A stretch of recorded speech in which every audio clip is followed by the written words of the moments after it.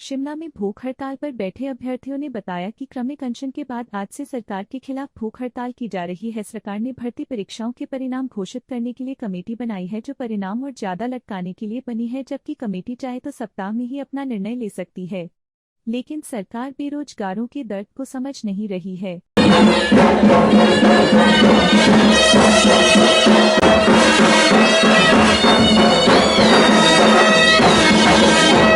श्री सबलाराम चौहान जी और पूर्व में रहे जिला परिषद सदस्य व कांग्रेस का स्वागत करता हूं।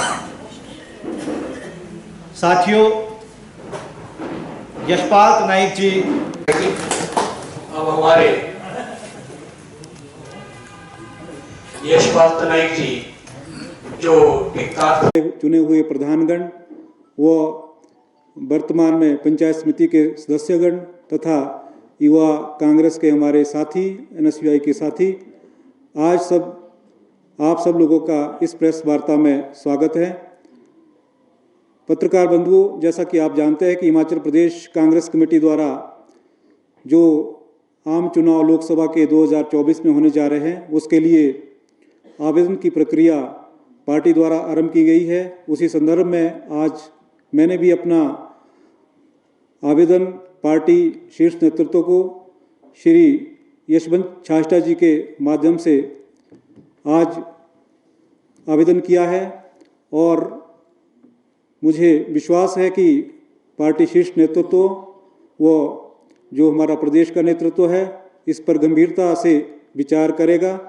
और जैसा कि जो हमारे ब्लॉक अध्यक्ष ने अभी कहा और हमने ये प्रस्ताव जो है ब्लॉक में पारित किया था दिसंबर में, जब ब्लॉक कांग्रेस कमेटी की बैठक हुई थी, कि इस बार चौपाल से भी हम विधानसभा जो लोकसभा के लिए है वो दावेदारी रखेंगे। तो इस बार जो हमने अपनी दावेदारी रखी है, क्योंकि पूर्व में कभी भी चौपाल से जो है लोकसभा के लिए प्रत्याशी नहीं रहा है। चौपाल एक पिछड़ा क्षेत्र है और जिस क्षेत्र से मैं संबंध रखता हूँ, विशेष तौर पर कुपवी क्षेत्र, वो सिरमौर जिला के उसके साथ 3 विधानसभा क्षेत्र लगते हैं, जिसमें हमारी घनी रिश्तेदारियां हैं। उसमें विधानसभा क्षेत्र रेणुका जी, वो शिलाई तथा पछाद का क्षेत्र आता है। साथ में लगता हमारा ठेयोग का क्षेत्र है और जुबल कोटखाई के काफ़ी लोग जो है हमारे चौपाल में भी रहते हैं और उनके साथ हमारा घना संबंध भी है। अगर यूँ कहे तो हमारा लगभग 7-8 विधानसभा क्षेत्रों में सीधा प्रभाव है। और उसके बाद जैसा आप सब लोग जानते हैं कि मैं पिछले 25 वर्षों से लगातार कांग्रेस पार्टी में निष्ठावान कार्यकर्ता के रूप में और अनुशासित कार्यकर्ता के रूप में मैंने पार्टी के लिए सेवा की है, पार्टी का काम किया है। ब्लॉक स्तर से लेकर आज प्रदेश कांग्रेस कमेटी का मैं महासचिव हूँ। इसमें हमने जो भी हमारी जहाँ भी ज़रूरत हुई उसमें हमने सभी धरना प्रदर्शनों में, रैलियों में और जो पार्टी की संगोष्ठी है, सेमिनार है, उसमें हमने भाग लिया है।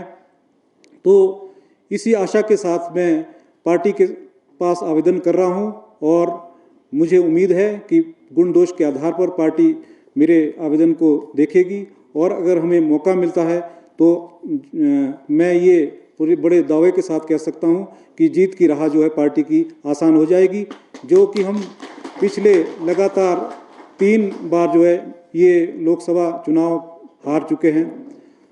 इसके बाद मेरे जो कुछ व्यक्तिगत हैं वो भी आप सब पत्रकार बंधुओं के साथ रखना चाहूँगा।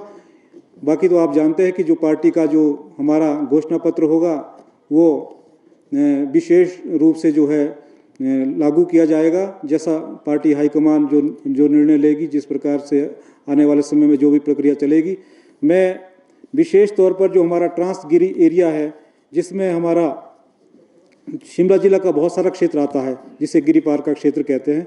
अभी हाल ही में जो हमारा सिरमौर क्षेत्र है वह ट्राइबल घोषित किया गया है। उसके काफ़ी 3-4 विधानसभा क्षेत्र की लगभग 154 पंचायतें जो है अनुसूचित जनजाति घोषित हुई है। तो हमारे शिमला जिला का जो समान क्षेत्र है वो अभी इस से जो है वंचित रखा गया है। उसके लिए हम आने वाले समय में पुरजोर शोर से ये मांग उठाएंगे जब भी जो नई सरकार बनेगी, केंद्र में, और हिमाचल प्रदेश सरकार के माध्यम से जो वर्तमान में हमारी सरकार है, हम रेजोल्यूशन पास करवाएंगे। और जो क्षेत्र हमारा छूटा हुआ है उसमें ये हमारा शिमला जिला का और रामपुर जो संसदीय क्षेत्र है और जिला शिमला में ही आता है, उसका हमारा काशापाट और 15-20 क्षेत्र का जो एरिया है उसको भी हम जनजातीय क्षेत्र में शामिल करने के लिए कोशिश करेंगे। उसके बाद शिमला संसदीय क्षेत्र में जो नेशनल हाईवे प्रस्तावित थे, जो हमारे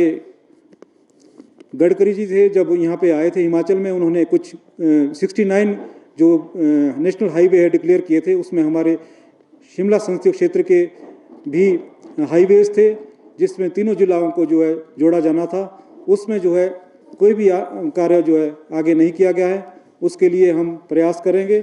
तथा पर्यटन उद्योग को बढ़ावा देने के लिए और जो हमारे बेरोजगार युवा हैं उनको जो रोजगार दिलाने के लिए पर्यटन उद्योग में जो है विशेष रूप से काम करने की आवश्यकता है, उसके लिए भी हम पूरा भरसक प्रयास करेंगे। और हमारे आराध्य देव शिरगुल महाराज जी है जो चूड़धार में स्थित है, उनके मंदिर के लिए जो एक तीर्थ स्थल हमने वहाँ पे स्थापित करना है, बहुत उत्थान करने की वहाँ पे जो भी आवश्यकता है, क्योंकि यहाँ पूरे देश से लोग आते हैं और विशेषकर हमारे आराध्य देव है, हमारे सिरमौर जिला, सोलन जिला और शिमला जिला के लोग हर वर्ष वहाँ पे जाते हैं।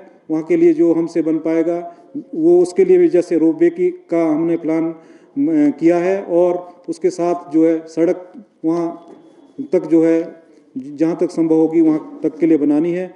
और साथ ही जो हमारे 17 विधानसभा क्षेत्र है वहाँ के लिए हम समान रूप से विकास करेंगे, जो समस्याएं होगी, और महिलाओं के लिए जो आत्मनिर्भर बनाने के लिए उनके लिए स्वरोजगार के साधन जो तलाशेंगे। बाकी आप सब जानते हैं कि जो हमारी केंद्र की सरकार है उसका प्रदेश के प्रति बड़ा उदासीन रवैया रहा है।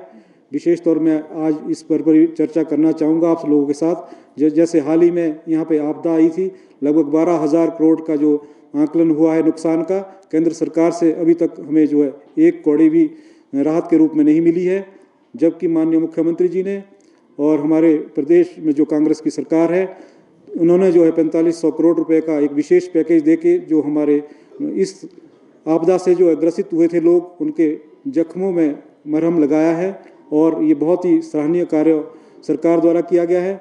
और इसके साथ साथ जैसा आप जानते हैं कि श्री राहुल गांधी जी देश में न्याय के लिए यात्रा कर रहे हैं, लड़ रहे हैं, और हमारा सब जो पार्टी का एक कार्यकर्ता राहुल जी के साथ खड़ा है। परंतु जिस प्रकार का भेदभाव हमारे साथ किया जा रहा है, आपने पूर्व में भी देखा होगा कि 2004 से लेकर 9 तक जो है हमारी कांग्रेस की सरकार, यूपीए की सरकार केंद्र में रही है, और उस समय जो 2007 से 12 तक प्रदेश में जो है भारतीय जनता पार्टी की सरकार थी।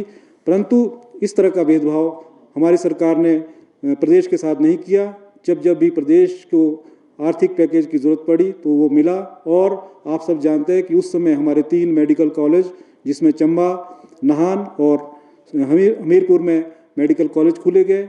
उस टाइम भी भारतीय जनता पार्टी की सरकार प्रदेश में थी। और ESI हॉस्पिटल जो है मंडी में दिया गया, और निफ्ट का जो इंस्टीट्यूट है वो हमीरपुर में खुला। तो इस प्रकार कई जो विकास की योजनाएं हैं वो प्रदेश में जो है स्थापित हुई है यूपीए की सरकार में। परंतु 9 के बाद, वर्ष 2009 के बाद 14 के बाद जो है, जब से माननीय मोदी जी केंद्र में आए हैं, तो प्रदेश के साथ जो है भेदभाव किया जा रहा है।